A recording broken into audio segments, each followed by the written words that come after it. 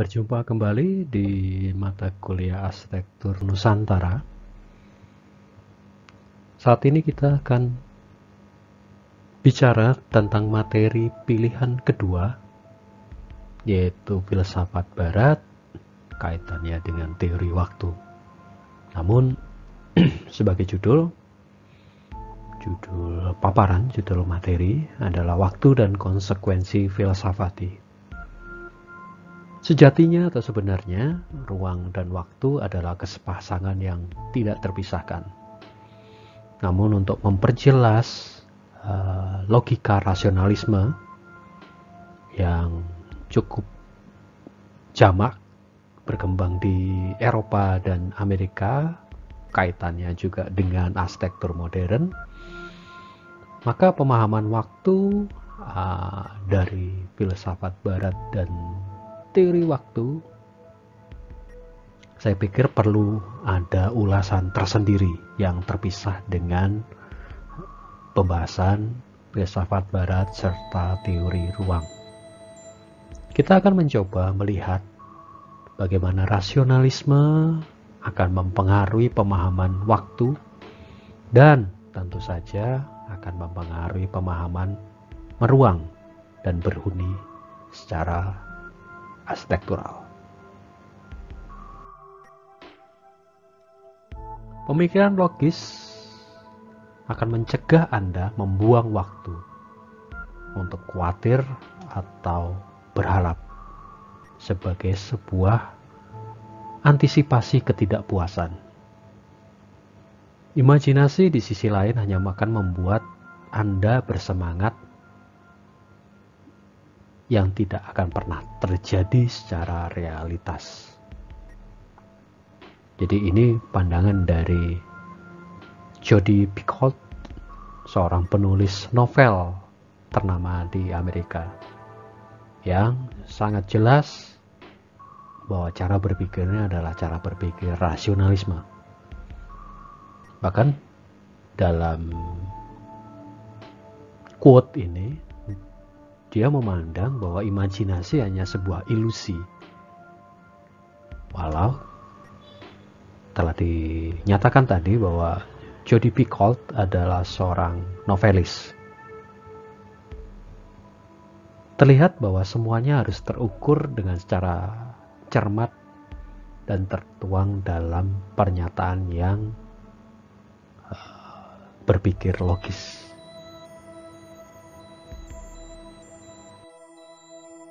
Apa itu waktu? Sebuah pertanyaan filsafati, sebuah pertanyaan filsafat.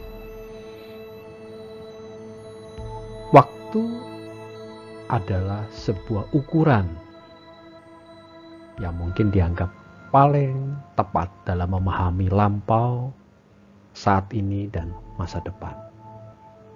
Dan secara tegas juga membatasi ketiganya dalam sebuah rangkaian kehidupan, bisa dikatakan demikian, atau rangkaian cara berpikir dengan interval-interval atau pembatasan-pembatasan yang juga tegas. Bahkan saat ini waktu juga disepakati secara global. Seluruh dunia memahami waktu yang sama, meskipun ada zona-zona waktunya, tapi ada ukuran yang sama. 1 detik itu ukurannya sama di seluruh dunia.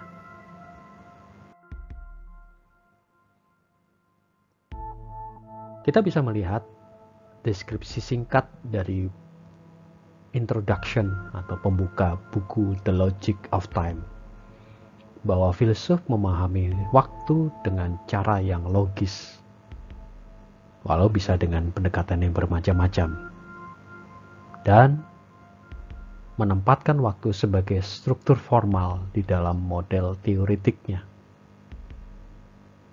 disertai dengan sedikit pengabaian atau mengabaikan intuisi.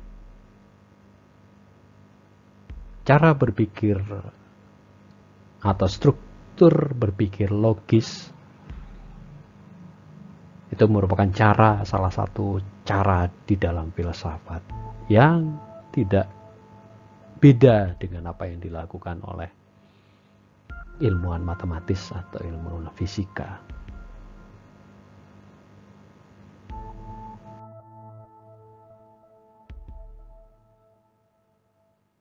Tentang waktu, Heidegger, seorang filsuf Jerman, secara tegas, bahkan mungkin agak sedikit ekstrim, menyatakan bahwa being, atau bisa kita terjemahkan menjadi manusia, adalah waktu.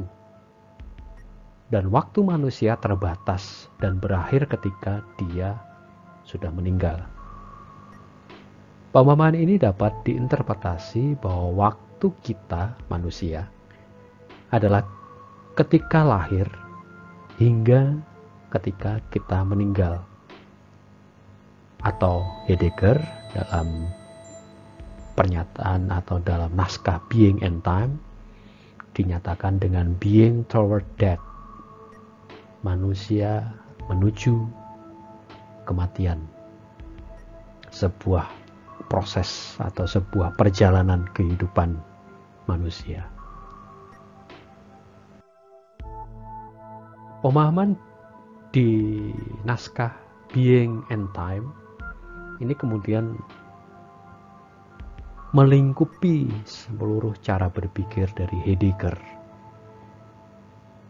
Di salah satu tulisannya yang berjudul Building Dwelling Thinking, yang kemudian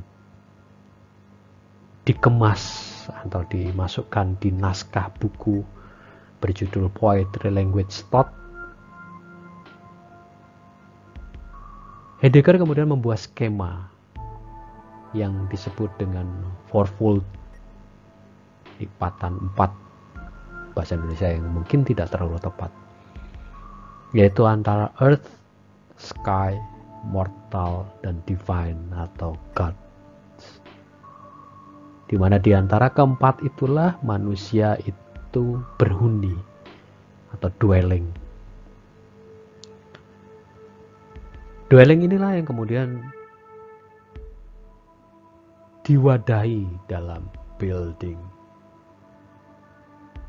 Kita ingat kembali pemikiran dari Bruno Sevi tentang space, bahwa space adalah tempat manusia hidup dan tempat manusia bergerak. Namun kalau kita perhatikan lebih lanjut, fourfold yang diungkap oleh Heidegger ini, earth, sky, mortal, dan God ini, sebenarnya hanya terdiri dari dua hal yang berseberangan atau dialektika tesis antitesis, sebuah dialektika kontra versinya Hegel.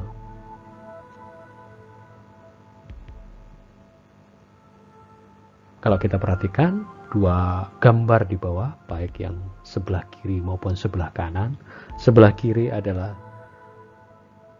bawah adalah rumah dari Heidegger yang diduga ketika dia menulis Building Dwelling Thinking, dia menulis di rumah ini, dan di sebelah kanan di meja kerjanya.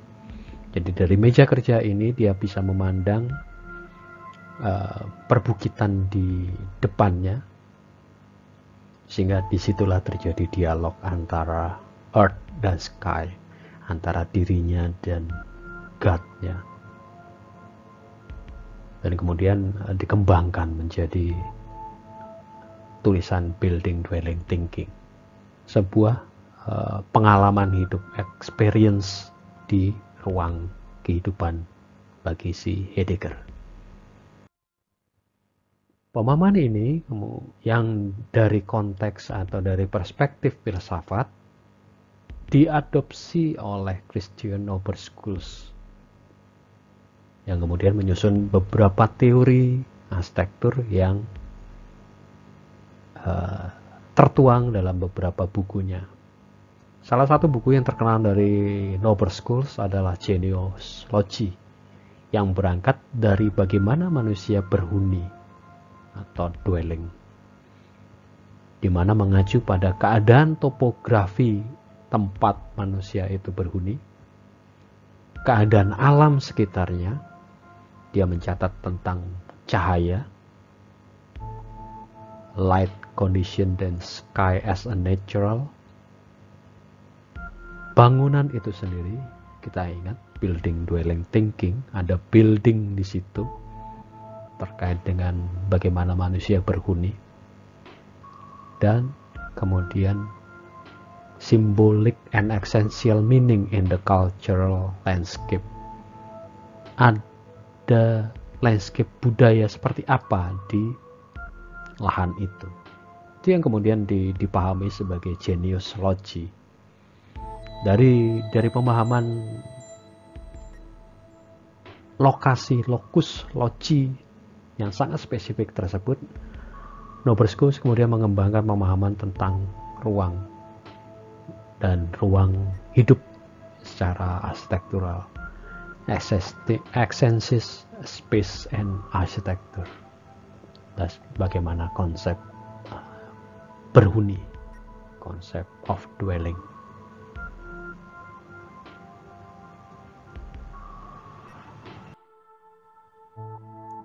Di sini kita kemudian mengenal dengan salah satu pendekatan. Kalau tadi di bahasan tentang ruang, filsafat barat dan ruang, teori ruang, kita bicara tentang rasionalisme. Di filsafat barat dan teori waktu terkait dengan Heidegger, Nobruscus, itu kita akan bicara dari perspektif atau pendekatan fenomenologi. Perception must give its object and perspective, but never all perspective at once. Sebuah cara berpikir fenomenologi. Pemahaman tentang meruang tadi di Nobruscus dan cara pikir dwelling dari Heidegger sebenarnya tidak lepas dari apa yang diungkap oleh Bruno Sevi. Seperti tadi telah dijabarkan bahwa Bruno Sevi memandang ruang sebagai kekosongan di mana manusia itu hidup dan bergerak. Sehingga baik Bruno Sevi maupun Nobruscus memahami kepada proses manusia hidup dan bergerak, bukan hanya sekedar batas ruangnya saja. Kalau tadi di materi filsafat barat dan teori ruang mengacu pada F.D. Jing dan Neuvert, itu lebih kepada batas fisiknya. Di sini terutama Nobruscus coba memahaminya lebih kepada kekosongan, bagaimana manusia beraktivitas, bagaimana manusia hidup, bagaimana manusia bergerak di kekosongan tersebut, bukan pada batas ruangnya. Dari contoh di atas, pemahaman waktu akan mempengaruhi cara definisi dari ruang itu sendiri.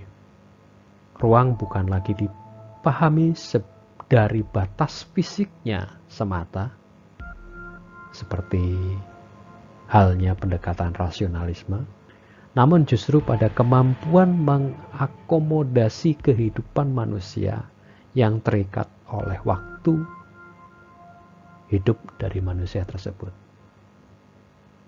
Dan itu adalah salah satu pendekatan fenomenologi. Apa itu fenomenologi? Fenomenologi menjelaskan pola dari pengalaman dan kesadaran, dan hal itu masih tetap perspektif filsafat barat diperiksa atau dipahami secara ilmiah, logis. Fenomenologi merupakan bagian dari cabang filsafat epistemologi yang berbicara tentang pengetahuan. How do you know? Sebagai pertanyaan dasarnya, bagaimana kamu tahu, bagaimana kamu mengetahui, yang cara menggali pengetahuannya dengan cara mengamati, observation, lalu mencari pola dari struktur-struktur yang didapat dari observasi tersebut. Pendekatan fenomenologi juga berkembang di dalam arsitektur dengan, ini uniknya, mempertanyakan persepsi pengguna terhadap ruang arsitektural, kemudian mengembangkan pemahaman tersebut berdasarkan pola-pola dari persepsi yang diamati tersebut. Ini kaitannya juga dengan waktu juga. Jadi tidak hanya manusianya, kemampuan panca indera manusia, tapi juga waktunya. Sebagai contoh adalah karya dari Adi Purnomo, Studio Cahaya. Silakan di googling saja, Studio Cahaya karya Adi Purnomo, atau sering juga disebut dengan Mamo, yang merupakan sebuah galeri seni sekaligus rumah dari pasangan seniman patung dan fotografi. Dari situ kita bisa memahami kenapa cahaya menjadi faktor utama atau menjadi indikator atau menjadi elemen utama di arsitektur Adi Purnomo dengan karya Studio Cahaya ini. Cahaya menjadi basis kesadaran arsitektural. Mamo mengamati pergerakan matahari di tapak tempat bangunan ini berada, dan cukup lama. Mungkin sekitar setahun dia mengamati pergerakan sinar matahari di tapak ini. Kemudian berusaha menangkap sinar-sinar tersebut dalam bidang-bidang penyusun ruangnya, yang kemudian menjadi bidang-bidang dinding galeri dari rumah tersebut. Lalu kemudian bermainlah dia dengan cahaya yang cukup unik, karena dari waktu ke waktu cahaya itu akan berubah, akan berganti polanya, akan berganti bayangannya. Di sini Mamo melakukan pendekatan gelap terang.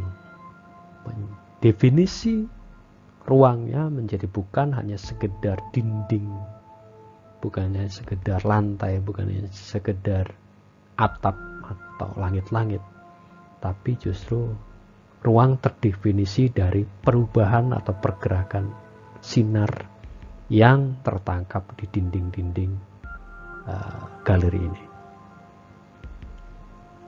Sebuah cara berpikir fenomenologi yang mengamati pergerakan cahaya, yang kemudian menjadi definisi ruang galeri ini berdasarkan persepsi penikmatnya.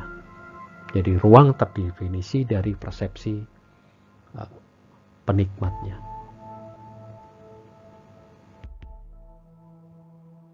Contoh Mamo di atas dan pendekatan fenomenologi hanya sebuah contoh dari banyak contoh kehadiran cahaya yang nyata. Ruang dan waktu terdefinisi dari pergerakan cahaya seiring dengan waktu. Ada fenomena menarik tentang penelitian black hole. Lalu bagaimana jika di masa depan black hole bisa terjelajahi? Mungkin ada lompatan cara berpikir, tapi ada korelasinya. Karena silakan dicek aja. Pemahaman ruang time di black hole itu amat menjungkir balikan pemahaman atau kesepakatan waktu yang selama ini kita sepakati. Efeknya adalah bagaimana hyperspace kalau dipahami di black hole. Nampaknya mengada-ngada paparan ini, tapi kalau kita perhatikan, kalau kalian iseng mencoba melihat studi tentang black hole, kalian akan terkejut bahwa itu studi bukan hanya studi yang mengada-ngada. Di beberapa tahun yang lalu sudah ada beberapa peneliti yang mampu menangkap black hole itu dalam bentuk foto. Kayaknya lebih ke science fiction, sebuah cerita seperti Star Trek dan segala macam. Tapi kalau kita perhatikan lebih lanjut, studi tentang teknologi luar angkasa luar biasa. Silakan dicek bagaimana Elon Musk tidak hanya sekedar Tesla, tapi juga ada space travelnya dia. Dia sudah mempersiapkan perjalanan luar angkasa. Hanya salah satu contoh dari sekian banyak studi-studi yang saya pikir akan mempengaruhi cara berpikir kita terhadap ruang, cara berpikir kita terhadap waktu. Pertanyaannya kembali ke kalian sih sebenarnya. Kalian akan menempatkan hal-hal tersebut sebagai sebuah hanya fenomena. Itu urusan mereka, bukan urusan. Atau ingin ikut serta mengembangkan pemahaman ruang berdasarkan tersebut.